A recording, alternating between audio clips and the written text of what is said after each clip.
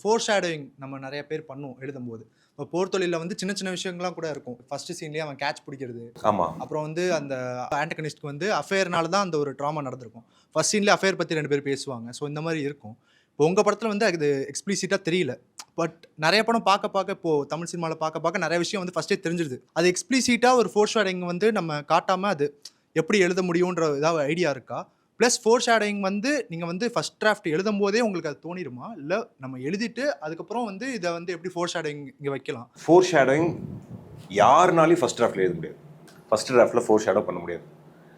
Reverse இன்ஜினியரிங்கில் தான் உங்களால் four shadow பண்ண முடியும். செகண்ட், எப்படி அதை மறைக்கிறது? ஒரு சீன் நடக்குதுன்னா அந்த சீனுக்குள்ளே இருக்கிற ஒரு ஆர்கானிக் விஷயமா அந்த ஃபோர் ஷேடோ இல்லைன்னா ஆடியன்ஸு க்ளீனாக கண்டுபிடிச்சிடும்.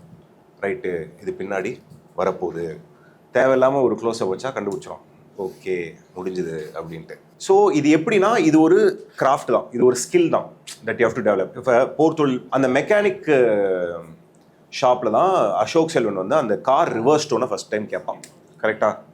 இப்போ ஃபஸ்ட்டு டிராஃப்டில் நான் அந்த சீன் என்னன்னு சொல்கிறேன்.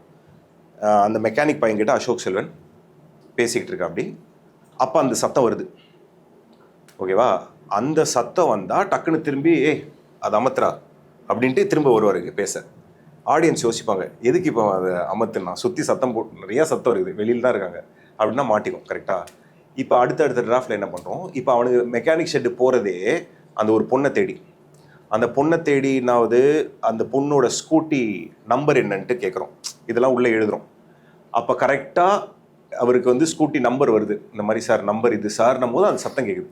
திரும்புகிறானுங்க, கார் போயிடுது. இப்போ உங்கள் கவனம் எல்லாம் எங்கே இருக்குது? ஸ்கூட்டியில் இருக்குது. ஆனால் இது உங்களுக்கு காதுக்குள்ளே போயிடுச்சு. இப்போ நான் திரும்பி கொண்டு வரும்போது இது வந்து உங்களுக்கு நான் கவனிக்கலையே. அப்படிதான் மேஜிக் தான். இப்படி காமிச்சிட்டு இங்கே ஏதாவது பண்ணிடணும்.